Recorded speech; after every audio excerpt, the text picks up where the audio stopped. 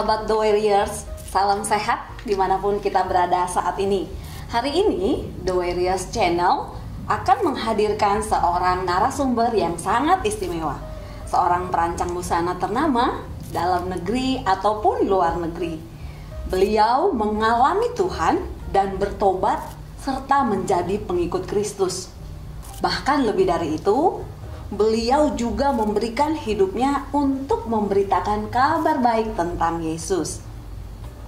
Dalam proses kehidupannya mengikuti Yesus, Tuhan banyak melakukan mukjizat dan perkara yang sebelumnya belum pernah dialami oleh beliau, dan membuat beliau semakin mantap dengan keputusannya mengikut Yesus. Nah, sahabat, tanpa berlama-lama lagi, mari kita sambut Bapak Aji Notonegoro. Shalom. Terima kasih Mas Aji sudah hadir Sama-sama. bersama-sama dengan Sehat kami. ya? Sehat. Yang penting sehat. Kita Amin. sehat, kita kuat. Tuhan Yesus dahsyat. Iya. Jadi saudara, sahabat The Warriors, kita akan mendengarkan kesaksian pribadi, bahkan biografi dari Mas Aji sendiri. Boleh ya Mas Aji ya? Boleh. Silakan. Ya, perkenalkan, nama saya Aji Notonegoro. Profesi saya adalah seorang perancang busana, dan saya adalah satu-satunya perancang busana yang merancang untuk 37 kepala negara dunia. Wow. Dan saya adalah satu-satunya perancang Indonesia yang koleksinya ada di Museum Fashion Dunia, di Museo de Traje di Madrid. Dan saya bersyukur karena saya sampai saat ini masih tetap merancang, karena itu adalah talenta yang diberikan Tuhan kepada saya. Tapi setiap rancangan saya selalu katakan bahwa itulah maha karya Yesus.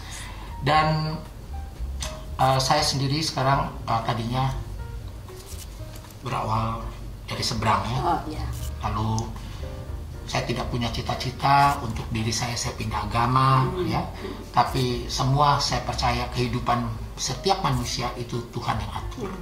Jadi saya ya sekarang sudah ikut bersama Tuhan Yesus, dan saya merasakan ada damai sejahtera di dalam hidup saya. Ya. Jadi Mas Aji kalau boleh tahu ya, kira-kira yang mengawali untuk keputusan itu boleh diceritakan? Yang mengawali dari keputusan itu adalah pada tanggal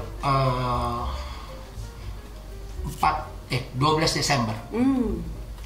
Tanggal 12 Desember 2014, saya bermimpi bertemu Tuhan Yesus ya. Wow. Dan saya melihat ke kanan, itu ada sinar terang sekali, dan saya melihat ke kiri, ternyata saya melihat ada Tuhan di situ. Dan Tuhan rangkul saya dan dia tempelkan pipinya ke pipi kiri saya, dan dia mengatakan, kamu saya berkati. Tapi waktu itu anak saya bangunin saya, terus dia bilang, papa kok nangis, ada apa? Saya bilang, diam-diam ya, papa habis ketemu Tuhan Yesus nih. Gue bilang gitu. Jangan ngomong sama siapa-siapa. Tapi 12 hari kemudian, tanggal 24 Desember, saya bertemu lagi. Dan posisinya gini, ini Tuhan, ini saya, dan Tuhan Yesus tumpangkan tangannya ke kepala saya, dan dia mengatakan, kamu saya berkati. Dan tugasmu adalah mendamaikan seluruh saudara-saudaramu di bumi raya ini. Dan waktu saya ditumpangi itu tangan Tuhan, itu saya melihat ada mendiang ibu saya, kakak saya, nenek saya, kakek saya, papa saya. Jadi, dan saya pikir itu mereka menyaksikan saya. Tapi setelah itu tanggal 25 Desember saya nggak bisa cerita dengan siapa-siapa ya, karena pada waktu itu hari Natal. Betul. Jadi pas tanggal 29 Desember ya saya ketemu dengan sahabat saya, juga seorang pendeta. Waktu itu pendeta Julius namanya ya. Dan pendeta Julius mengatakan, coba kamu mau bicara apa gitu. Tapi sebelum saya mau bicara, dia sudah berbahasa ruh. Waktu itu saya nggak ngerti ya berbahasa ruh apa. Terus langsung Pak Pendeta bilang, kamu sudah ketemu Tuhan Yesus 2 kali. Betul nggak? Jadi sebelum diceritakan ya, udah tahu ya Pak Pendeta, kamu sudah diberkati. Terus dia bilang, iya benar, kok kamu tahu ya? Saya tahu. Terus saya bilang, saya tanya, terus saya harus gimana Pak Pendeta? Terus enggak, kita nggak bisa maksa kamu. Keputusan itu ada di diri kamu. Kamu mau ikut silakan, nggak ikut pun nggak apa-apa. Tapi saya memberitahukan bahwa kamu sudah diberkati. Oke. Karena saya waktu itu dengar dia bilang tidak apa-apa, ya udah, saya nyantai-nyantai aja. Tanggal 14 Februari 2015 saya pergi umroh ya. Oh. Iya. Saya pergi umroh. ya udah saya menjalani, tetap pergi. Waktu itu dalam waktu 5 hari saya kembali kayak ke Indonesia, dan saya masih dengan keimanan saya yang lama. Terus saya nggak ngerti gimana caranya tanggal itu hari bulan Ramadan minggu keempat di tahun 2017, saya itu udah nggak mau berpuasa. Anak saya tanya, papa kenapa nggak puasa? Enggak deh, papa nggak puasa dulu gitu ya. Sampai di hari lebaran pertama sholat id, dia bangunin saya, papa kita ya sholat id. Kamu aja sholat id, papa nggak sholat id.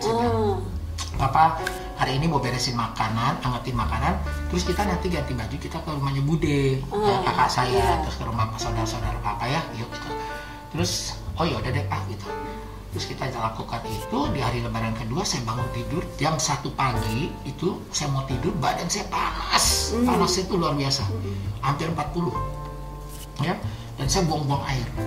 Tapi waktu pagi saya udah gak kuat karena saya tidur gak cukup kan, buang-buang air terus.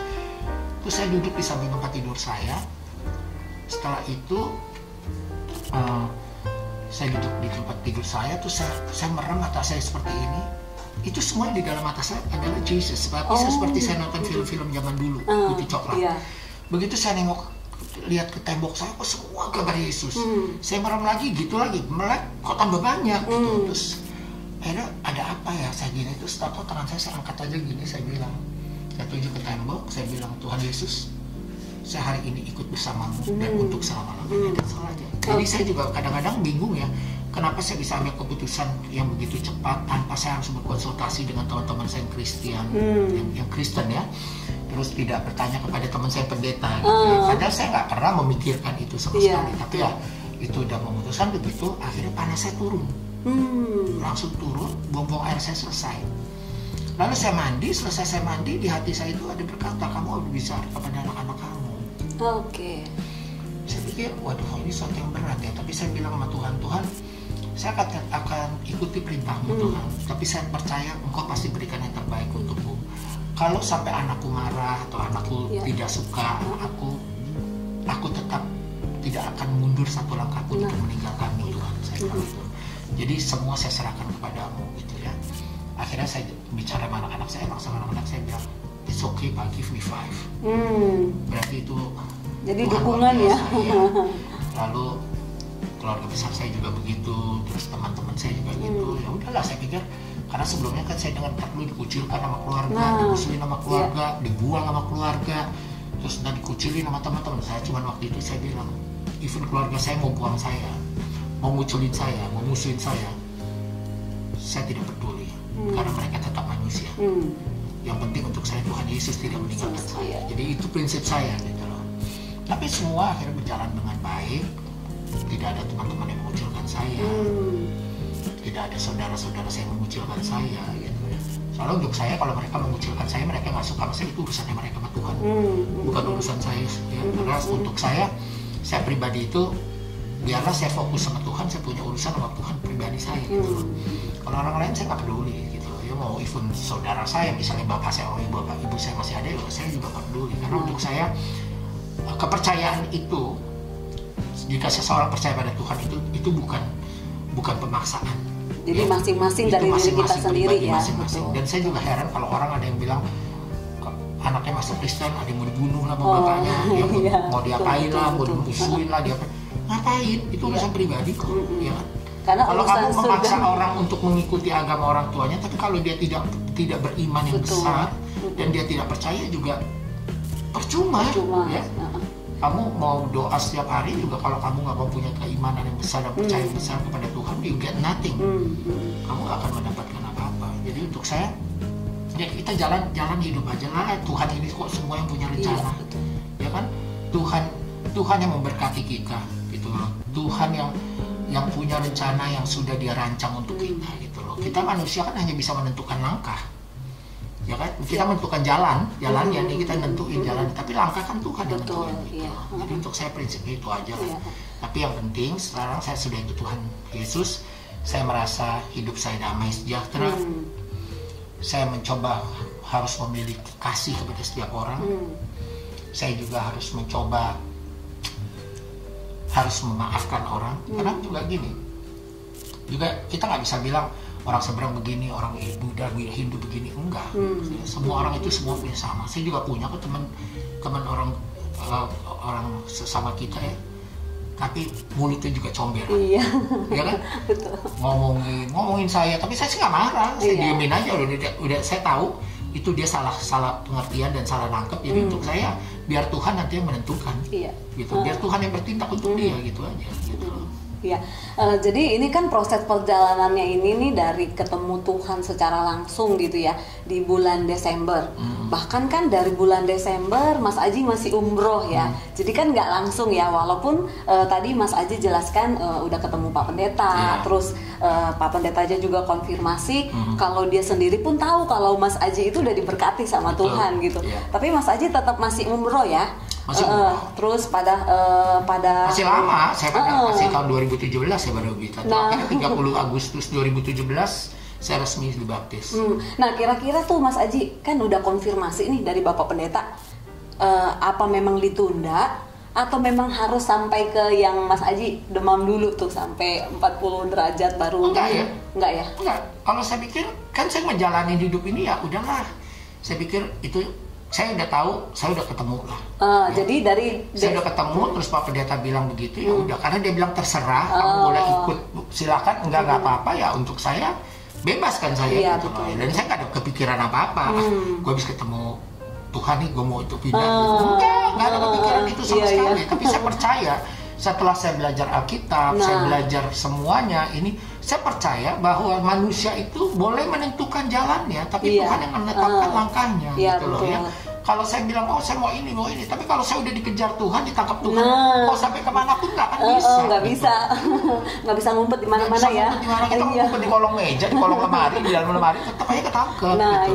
Jadi kalau Tuhan sudah pilih, Tuhan sudah tetapkan, nggak ada satupun yang dapat menghalangi. Karena Tuhan itu kan ada di mana-mana, gitu loh ya. Jadi kalau kita ngumpet di dalam lemari, manusia mungkin nggak bisa nemuin kita, tapi Tuhan bisa ketemu sama kita. Iya, gitu. Betul. Dan makanya saya bilang masalah kepercayaan itu adalah privasi seseorang. Betul. Dan saya juga kepada anak-anak saya tidak pernah maksa, ayo kamu karena papa sekarang ikut Tuhan Yesus, kamu ikut Tuhan Yesus. No. Thanks to the God, saya katakan. Terima kasih Tuhan.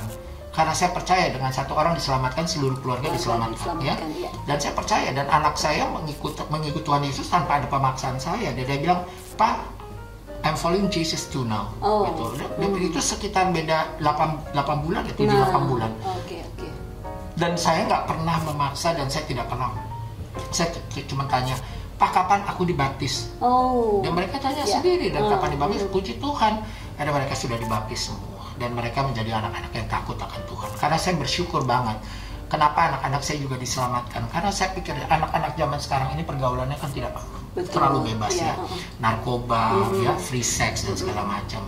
Dan saya bersyukur banget anak-anak saya itu dipilih Tuhan juga, karena biar menjadi anak-anak yang takut akan Tuhan. Dan doa saya selalu, Tuhan, jagakan anak-anak saya, perintahkan para malaikatmu untuk menjaga anak-anakku di kiri kanannya, depan belakangnya, atas bawahnya, dari pergaulan bebas, dari orang-orang yang jahat, dari kelakuan-kelakuan yang tidak benar. Jadi saya dari pergaulan yang tidak benar juga. Jadi saya semua ini setelah saya belajar dengan di Alkitab, saya mengikut Tuhan Yesus, kita ini harus bisa menyerahkan hidup kita ini semua kepada Tuhan. Ya, kita punya, manusia itu sering hidup dengan kebenarannya sendiri. Ya, tapi manusia itu kan punya keterbatasan. Tuhan itu tidak punya batas, ya. Dan Tuhan itu cuma butuh sama kita adalah iman dan percaya. That's all, itu aja. Ya, makanya Tuhan kan ajarannya itu iman, kasih, dan pengharapan. Tuhan bilang, berharaplah engkau kepadaku, jangan berharap kepada yang lain. Ya, kan? Kasihilah musuhmu seperti engkau mengasihi dirimu sendiri. Itu kalau nggak salah di Galatia 5 atau 14 itu, ya kan? Tuhan menyuruh kita seperti itu, ya. Love, kasih, ya, ya, itu karena kasih dan iman. Imanilah saya, jangan imani yang lain, gitu loh, ya. Jadi kalau kau imani aku dan kau percaya aku, apa yang kau minta akan kuberikan kepadamu, kata Tuhan. Serahkanlah segala kehidupanmu kepadaku, engkau percaya, aku bertindak untukmu, kata Tuhan. Iya. Itu kalau nggak salah di Mazmur 33 ayat 5. Ya, jadi manusia itu harus berani, harus bisa menyerahkan dirinya kepada Tuhan. Ya. Saya bilang kayak corona ini, saya percaya corona ini adalah mahakarya Tuhan. Ya. Bagian dari rencana Tuhan ya. Bagian dari rencana Tuhan, karena saya percaya dengan ada corona ini Tuhan itu mencuci dunia. Iya. Supaya orang-orang yang sombong tidak menjadi sombong. Betul. Orang-orang yang suka selingkuh tidak berselingkuh, ya. Jadi orang serakah, ya, jadi supaya tidak serakah. Karena Tuhan lihat di sini, manusia itu dikasih kenikmatan, dia punya kekayaan, ya, banyaklah yang pamer-pamer mobil di TV, bikin acara konten di TV, pamer-pamer rumah. Sekarang udah nggak bisa ya. Udah ngapain? Kita kan harus ingat, kalau kita merasa kaya, masih ada orang yang 1000 kali kaya dari kita, ya kan? Nah itu yang Tuhan nggak suka. Ya kan? Apa yang kau miliki, cukup kau miliki saja bersama keluargamu, tidak usah kau pamerkan ke orang lain. Kalau kau memamerkan hartamu, kekayaanmu, kamu ingat tidak, masih ada orang yang susah, yang membutuhkan pertolongan, sehingga kau memamerkan hartamu, sehingga itu membuat dia lebih sedih kan, gitu loh. Kita harus melihat ke orang lain, bukan kita punya mobil harga 16 miliar, kita mau punya mobil harga 10 miliar, maksudnya apa? Ya, betul. Orang yang lebih 100 kali lebih kaya dari yang nggak mamer-mamer, ya kan? Iya betul. Nah itu. Iya. Jadi yang sangat menarik sekali, sahabat. Tadi Mas Aji bilang ya, satu orang diselamatkan, seisi rumah diselamatkan. Nah Mas Aji tuh nggak perlu repot-repot tuh, ngojokin anaknya harus ikut gitu ya. Tapi puji nama Tuhan, karena kuasa Tuhan, anak-anak pun otomatis ikut, dan bahkan mereka sendiri yang memutuskan untuk dibaptis. Karena saya pikir setiap kepercayaan itu kita tidak boleh memaksa seseorang. Dan di Alkitab juga Tuhan mengatakan jangan kau paksa seseorang untuk mengikuti aku, ya kan? Karena biarlah dengan sendirinya, karena itu panggilan. Iya, betul. Ya? Karena begini, kalau kita lihat di Yohanes 15 ayat 16, kan Tuhan berkata, bukan engkau yang memilih aku, tapi aku yang memilih engkau. Saya suka sekali. Ya, karena tetapkan engkau pergi dan berbuah buah itu tetap apa yang kau minta dalam Bapa atas namaku kuberikan kepadamu. Jadi manusia itu tidak bisa memilih Tuhan. Tuhan itu cuma satu. Ya. Tapi Tuhan bisa memilih kita. Siapa yang dia mau pilih? Itu aja. Iya, betul.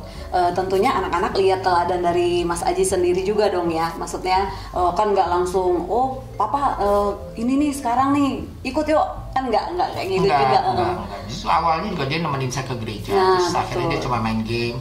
Dari dia mulai nyanyi, dia mulai berdiri, dia mulai angkat tangan, dia udah dengan sendirinya. Saya nggak ada sama sekali berkhotbah atau apapun dengan anak saya, menasihati dengan anak saya, enggak. Saya berdoa sendiri, tapi dalam doa saya tetap mendoakan keluarga saya, kakak saya, keponakan saya, semua saya doakan. Walaupun mereka tidak mendoakan saya gitu ya, tapi kita mendoakan lah gitu ya. Dan anak-anak saya juga saya doakan, dan kita selalu doa bersama. Tiap malam itu kita doa bersama. Saya udah bilang sama anak saya, Sabtu kamu boleh main, ya, tapi Minggu kamu tidak boleh kemana-mana, karena itu adalah hari kita untuk Tuhan.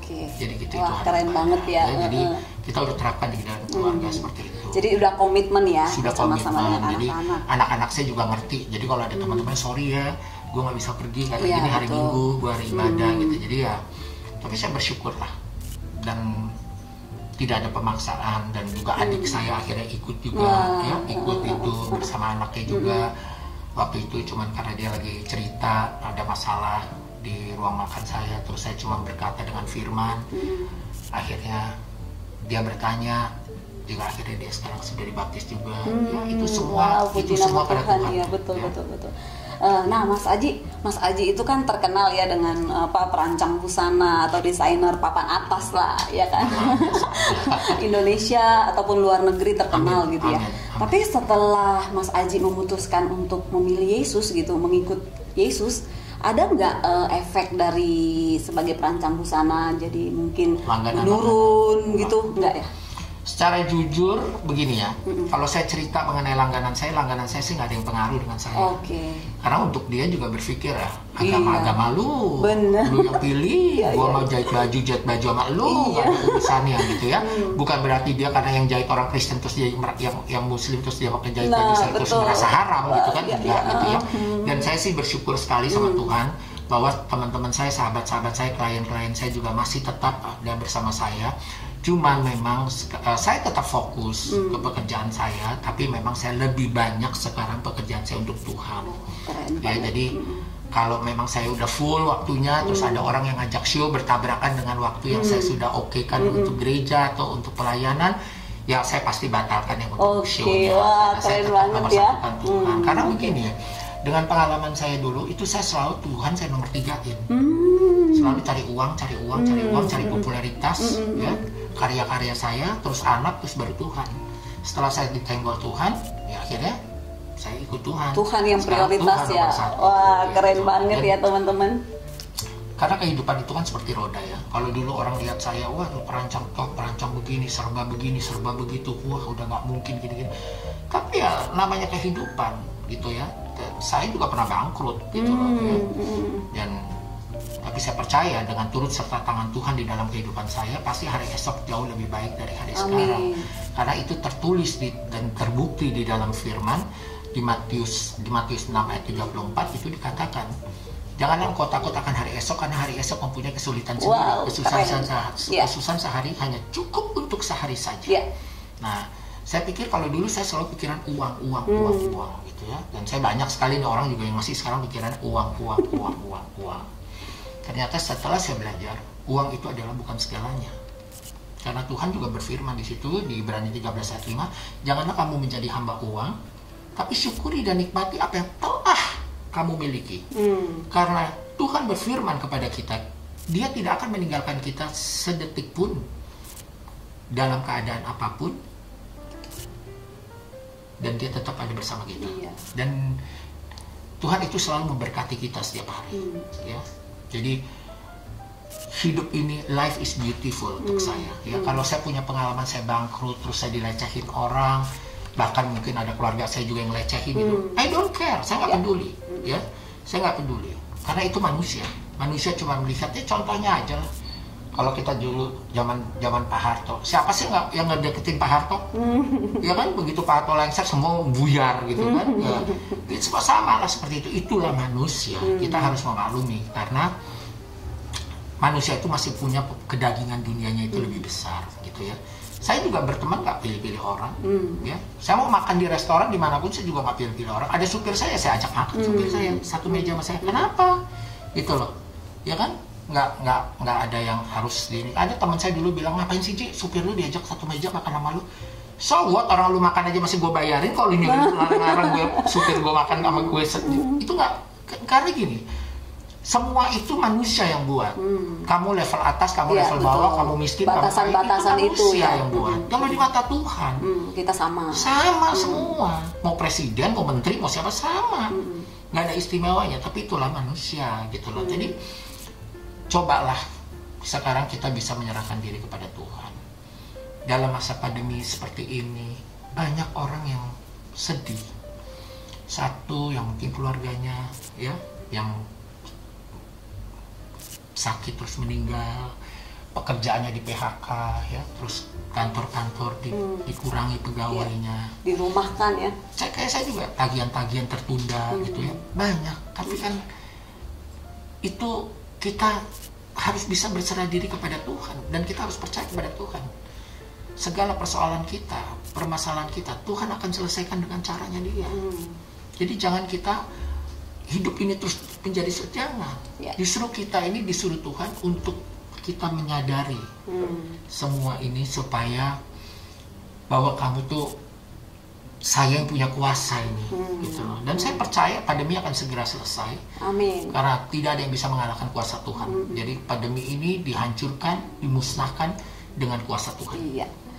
Jadi sahabat, kalau kita dengarkan tadi Mas Aji ya, mengikuti Yesus itu tuh nggak selalu mulus ya kan. Ada jatuh bangun. Betul. Tapi yang menarik tadi Mas Aji bilang, kesusahan sehari cukuplah sehari. Itu keren banget ya. Dan itu juga kita harus tahu ya, kalau orang kan bilang, wah, oh ya banyak juga orang Kristen bilang memikul salib, ikut salib Yesus tuh ada nggak enaknya juga gitu ya. Tapi kalau kita melihat, kalau saya waktu dulu kita 1 bulan di Yerusalem ya, dan saya melihat bagaimana saya mempelajari tentang Yesus. Yesus itu memikul salib bukan 200 kilo, 300 kilo, 3 ton. Ya, begitu berat, dipecut, dikasih mahkota duri, ditendang, diludahin, dipukul, nggak dikasih minum segala macam ya. Tapi disitulah kita melihat Tuhan memberikan kasih kepada musuh-musuhnya. Dia hanya bilang, Bapak ampuni mereka karena mereka tidak tahu apa yang mereka lakukan. Berkati mereka, tuntun mereka ke jalan lurus dan benar. Gitu ya. Tuhan tidak memberikan kata-kata kasar, tapi Tuhan memberikan kasih kepada mereka. Makanya kalau kita hidup dengan kasih, siapapun, suami istri, anak, suami ke anak, suami ke anak, istri ke anak, suami istri ke saudara ke, itu cukup dengan kasih, karena dengan kasih kita bisa memenangkan segalanya. Ya, betul. Tuh. Dan yang juga saya pikirkan ini adalah gini. Setiap manusia itu kehidupannya tidak pernah lepas dari permasalahan. Betul. Tapi permasalahan itu tepat pada waktunya Tuhan selesaikan. Ya. Pasti ada solusinya ya. Benar, pasti Tuhan memberikan solusinya. Orang jangan pernah putus asa, karena Tuhan tidak suka putus asa. Jadi kalau saya melihat orang memikul salib itu selalu ada nggak enaknya? Enggak, saya pikir memikul salib itu enak terus. Karena Tuhan bilang, kalau kamu ikut saya memikul salib, janganlah kau dengan tetesan air mata atau dengan makian, tapi kau tersenyumlah. Kau memikul salibku karena kau tahu apa yang kau akan rebut ke depanmu adalah mahkota kemenangan. Betul, wah keren banget ya Mas Haji ya. Nah Mas Haji, kan maksudnya kita tahu nih, kalau Mas Haji itu kan memilih untuk tidak menikah ya. Maksudnya boleh diceritain nggak? Tapi kalau kita lihat kan, maksudnya di Instagram atau di dalam kehidupan Mas Haji tuh memang belak-belakan menunjukkan Mas Haji punya anak gitu. Gimana nih Mas Haji? Boleh diceritain nggak? Begini, saya tidak memutuskan menikah itu sebenarnya tidak pernah memutuskan tidak menikah. Oke. Tapi kehidupan saya, karena saya memang saya jujur aja dari dulu memang kehidupan saya di dunia fashion. Tahu sendiri lah kehidupan di dunia fashion. Tapi saya nggak suka jadi orang munafik. Saya nggak mau jadi orang munafik. Iya ya iya, enggak ya enggak. Kalau saya gitu ya. Tapi saya pikir kalau Tuhan memberikan saya jodoh hari ini, ketemu seorang perempuan walaupun dia cacat, tapi itu udah pilihan Tuhan untuk saya, ya udah saya kawin. Gitu loh. Ya. Tapi waktu itu saya memutuskan tidak kawin itu karena saya pikir belum ada ya siapa yang mau jadi pasangan saya gitu loh ya. Karena saya juga nggak bohong, tapi mungkin perempuan juga mikir, aduh seorang desainer ya kan pasti deh begitu gitu kan ya. Tapi kalau saya kan orangnya cuek, lu mau ngomong gua apa kayak lu mau bilang gua apa kayak bodo amat gitu loh ya. Yang penting saya bersukacita bersama Tuhan, itu aja saya. Dan saya memutuskan saya punya anak itu juga sehebat apapun manusia, sekaya apapun manusia, kalau Tuhan tidak berkehendak tidak mungkin bisa terjadi. Jadi itu juga anak-anak saya itu adalah berkat yang sangat luar biasa dari Tuhan. Keren. Coba kalau dipikir, kalau dulu saya nggak punya anak tapi saya nggak kawin, saya sakit, saya dipertemukan adik saya juga, saya udah besar, ya kan? Saya sakit, siapa yang mau rawat saya? Betul. Apa saya mau ngarepin dari asisten rumah tangga? Enggak lah. Saya tahu asisten rumah tangga, sahabat, ya kan? Ada batasnya. Ada batasnya dia. Betul. Ya. Kalau kita lagi kaya, kita banyak duit, oh iya bisa disembah-sembah. Giliran kita nggak punya duit kan, balikan muka gitu loh, ya kan? Tapi untuk saya, walaupun mereka begitu sama saya tidak pernah ada rasa sakit hati atau dendam. Karena saya pikir itulah manusia, gitu loh. Ya, waktu saya juga pernah masuk penjara, saya masuk penjara juga orang melecehkan saya, teman-teman saya ngata-ngatain saya, nggak peduli saya nggak peduli. Roda kehidupan itu bisa berputar pada siapapun, ya. Jadi saya tidak pernah pusing dengan pikiran orang, ya. Saya jalanin hidup ini, semua apa yang saya alamin ini adalah pelajaran untuk saya, dan saya merasa bahwa inilah arti dari kehidupan.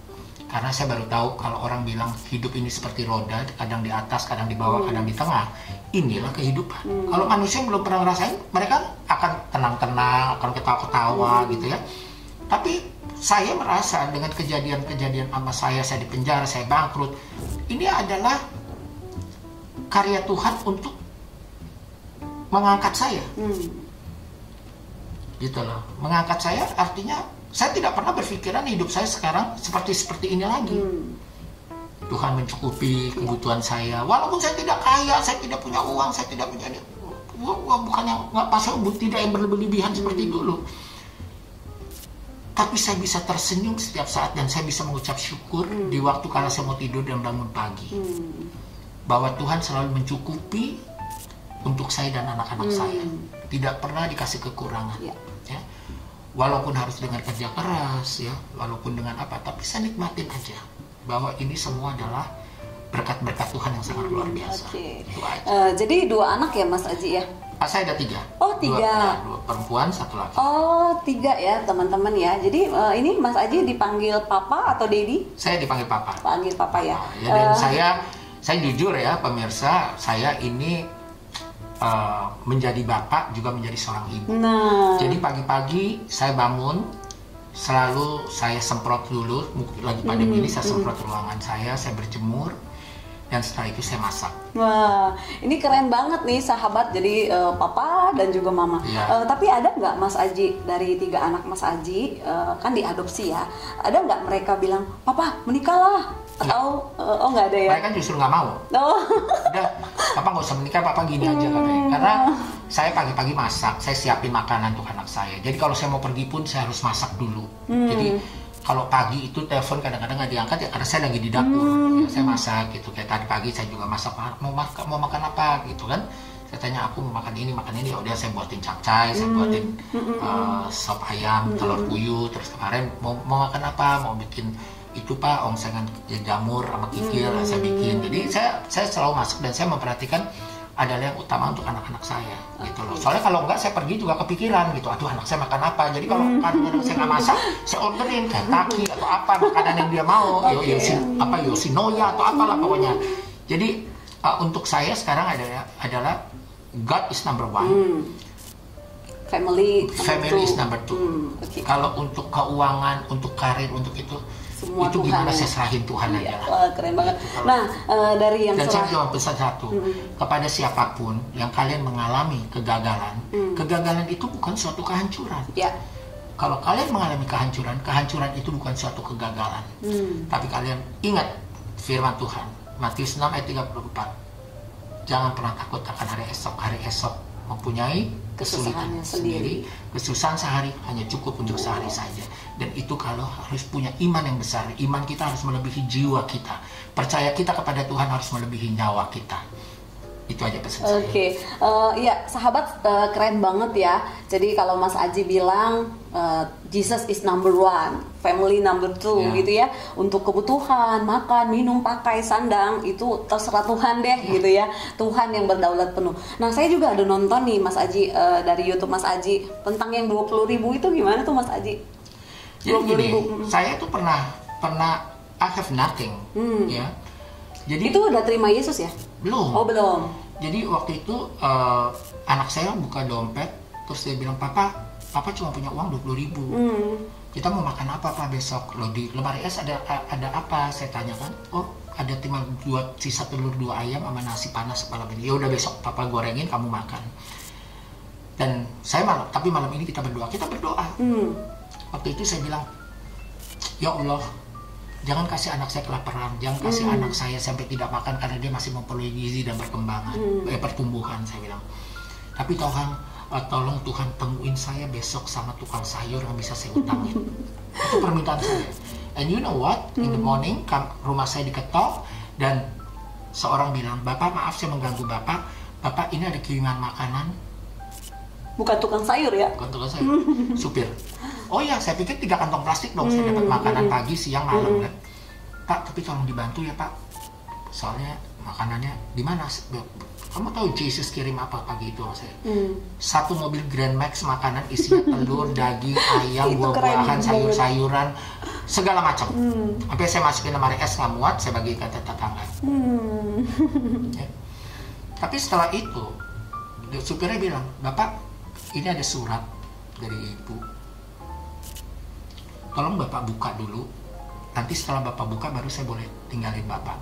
Oke, saya buka, saya pikir surat dong. Saya pikir Yesus ngirim surat dari surga untuk saya. Tapi benar, ternyata Yesus ngirim surat untuk saya. And you know what? Saya terima uang cash $2.500. Wow, keren itulah Tuhan banget. Dan itulah Tuhan. Tuhan tidak pernah memberi kekurangan pada kita. Betul. Dan dia tidak pernah semua hutang, kejadian terjadi pada saya. Wah, keren banget. Kejadian pada saya. Karena Tuhan itu tidak perlu diminta. Karena Tuhan itu sangat tahu, sangat mengerti apa yang kita butuhkan. Setuju. Tuhan juga tidak menginginkan melihat saya sebagai anaknya kelaparan dengan anak-anak saya. Ya kan? Karena Tuhan bilang, kamu harus sukacita terus, kamu harus damai terus. Gitu loh. Ya. Jadi saya benar-benar itu keajaiban Tuhan. Tuhan menolong kita itu dengan caranya yang ajaib. Yang kita tidak pernah menyangka, kita tidak berpikir. Makanya apa yang dilakukan Tuhan itu tidak pernah masuk nalar manusia. Kan, gitu. Jadi kuncinya cuma believe, percaya, and faith, iman. Itu aja. Itu kan karena yang dibutuhkan Tuhan dari manusia itu ada dua, iman dan percaya. Jadi itu aja. Kamu bisa hidup dengan kasih, kamu bisa memenangkan segalanya, dan kasih itu sangat besar. Iya, betul. Ya, jadi keren banget ya Mas Aji ya. Maksudnya di luar apa yang kita pikirkan tuh Tuhan sanggup melakukan untuk kita, asal kita beriman dan percaya gitu ya. Nah sekarang nih Mas Aji sebagai modeling, terjun di dunia fashion gitu ya, ada, maksudnya ini nggak jadi apa yang ditutup-tutupin gitu ya. Ada banyak kehidupan seks yang menyimpang gitu ya. Bagaimana nih pandangan Mas Aji soal generasi muda yang mungkin tidak dapat memilah-milah, atau mungkin ada yang sudah terjun gitu dengan kehidupan atau LGBT atau apa segala macam gitu. Begini ya, kalau untuk saya masalah orang mau jadi gay atau enggak, itu adalah privasi seseorang. Kita tidak bisa menghakimi seseorang, oh dia gay nggak usah dikajak main deh. Betul ya. Oh dia lesbian nggak usah diajak main, nggak bisa. Ya, karena mereka juga mungkin secara pribadi mereka tidak ingin seperti itu. Betul. Tapi orang semua yang kehidupannya di dunia LGBT itu bisa bertobat kok. Ya, tidak ada satu dokter ahli apapun di dunia yang bisa mengobati seorang LGBT dari dirinya sendiri ya. Kecuali dirinya sendiri. Betul. Jadi kalau kamu bertobat kepada Tuhan dan kamu mengatakan, Tuhan tolong saya, tinggalkan kehidupan saya yang seperti ini, kehidupan seks saya menyimpang Tuhan, dan Tuhan pasti bantu. Tuhan pasti tobatkan. Tuhan pasti tobatkan ya. Tuhan pasti tobatkan. Saya juga punya pengalaman kok, gitu loh ya. Tapi itu kan semua kan tergantung dari diri kita sendiri. Betul. Ya. Kamu mau, misalnya kamu you are gay, terus kamu bilang ke orang kamu nggak gay. Kamu berlagak kayak laki-laki tapi ternyata kamu gay. Betul. Itu banyak sekali. Jadi banyak kemunafikan ternyata ya. Tapi jangan juga kita sebagai yang tidak ke dunia situ, jangan kita menghakimi mereka.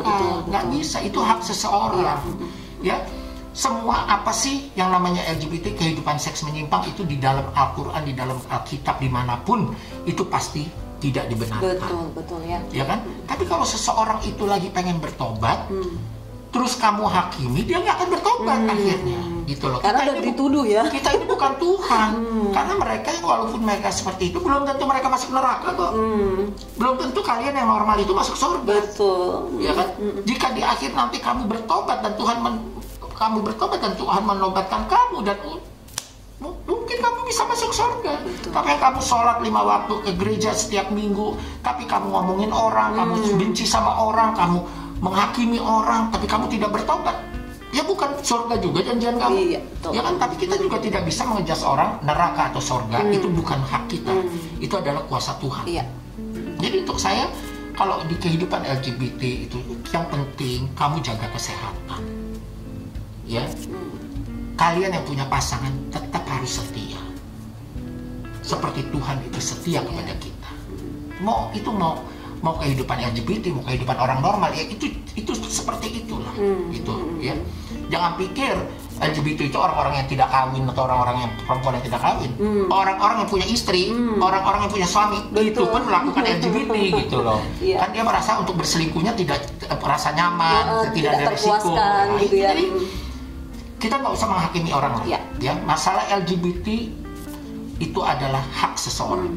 Karena itu tidak terjadi hanya di dunia orang LGBT, tapi terjadi juga di dunia normal. Betul. Ya, orang normal yang udah punya anak, kawin 4 orang, punya anak 4 orang pun dia tetap melakukan LGBT sama laki-laki. Istrinya juga begitu, gitu kan? Jadi jangan menghakimi, tapi justru kita mendoakan bagaimana pasti dia bisa bertobat.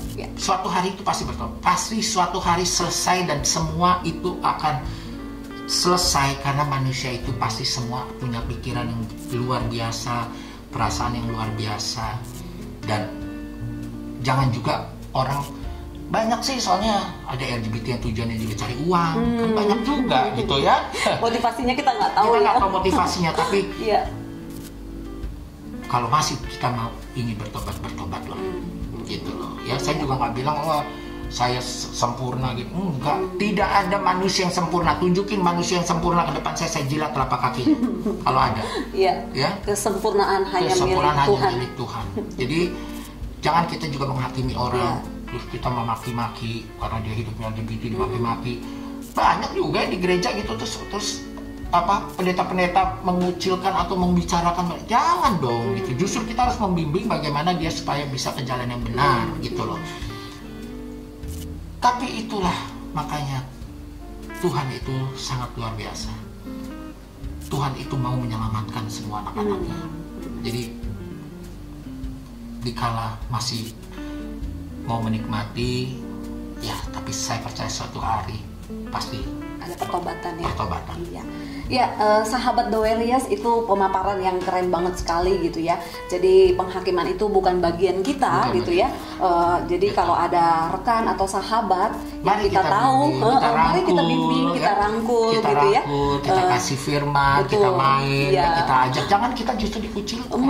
Atau menuduh gitu ya. Karena memang pertobatan itu memang dari dirinya sendiri dengan pertolongan Tuhan. Gak ada dokter sehebat apapun yang bisa memberhentikan seorang LGBT, tapi kecuali dirinya sendiri dan keinginannya dirinya sendiri. Dan tentu yang paling nomor satu adalah berdoa kepada Tuhan dan Tuhan yang bantu. Iya, betul. Bersama Roh Kudus. Iya, keren banget. Nah, Mas Aji, apa nih sebagai perancang busana gitu ya? Mas Aji mau lakukan apa nih sebagai desainer, sebagai perancang busana gitu ya? Apa nih yang Mas Aji mau lakukan untuk Tuhan dari talent yang Mas Aji punya? Kalau saya sejak saya ikut Tuhan Yesus, ambisi saya untuk duniawi itu berkurang. Ya, jadi setiap saya ada show, ya saya lakukan, dan saya setiap buat rancangan, saya kerjakan selalu dalam doa. Ya, bahwa talenta saya ini adalah pemberian Tuhan. Kalau saya mempunyai mahakarya yang luar biasa, saya selalu bilang itulah mahakaryamu Tuhan. Ya, jadi saya walaupun saya merancang, saya tetap berkarir, saya tetap menjadi perancang. Tapi untuk saya mohon maaf, tapi tetap untuk saya pelayanan Tuhan tetap nomor satu untuk saya. Ya, jadi kalau orang bilang, lu jangan pelayanan terus dong gitu. Lu kan nggak, akhirnya lu nggak duit lu nggak banyak lagi, lu gini. Kalau orang yang baru ngerasain punya uang, kalau orang yang baru ngerasain kaya, mungkin akan bicara seperti itu. Betul. Ya, itu udah masa lalu saya. Sekarang untuk saya nomor satu pasti Tuhan. Tuhan dan Tuhan. Tuhan tidak pernah memberikan kita kekurangan sedikit pun. Tidak pernah. Dan itu kita percaya. Ya. Dari awal sampai kita mau mengakhiri ini, sebenarnya udah banyak banget nih quotes yang Mas Aji sampaikan gitu ya.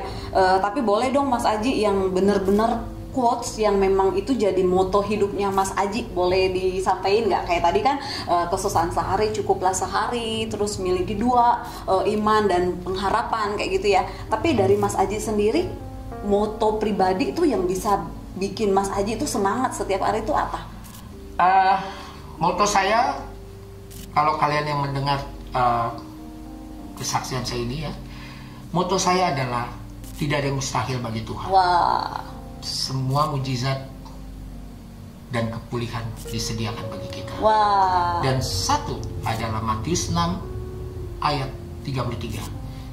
Carilah terus kerajaan Allah dan seluruh kebenaran yang maka akan ditambahkannya kepadamu.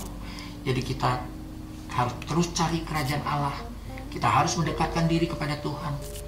Karena kita tidak pernah tahu rencana Tuhan satu detik ke depan. Kita tidak pernah tahu kapan kita menghadap Tuhan dan kapan kita dipanggil Tuhan.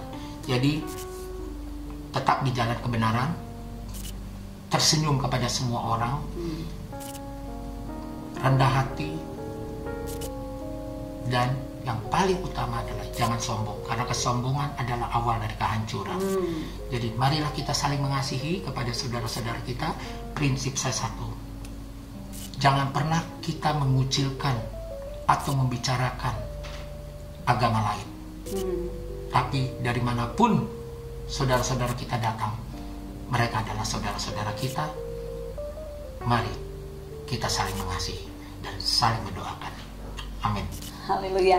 Ya, jadi pemirsa, sahabat The Warriors, dari satu tadi quotes terakhir dari Mas Aji gitu ya, tidak ada yang mustahil bagi Tuhan. Betul. Jadi kalau Tuhan berkehendak mau melakukan, itu akan terjadi. Yes. Apapun Tuhan yang menghalangi, Tuhan punya rencana, pasti terjadi. Pasti terjadi. Karena Dia menjadikan, Dia menciptakan. Iya, betul. Sahabat The Warriors, perbincangan kita hari ini dengan Mas Aji sangat menarik sekali ya, dari awal, pertengahan sampai akhirnya gitu ya.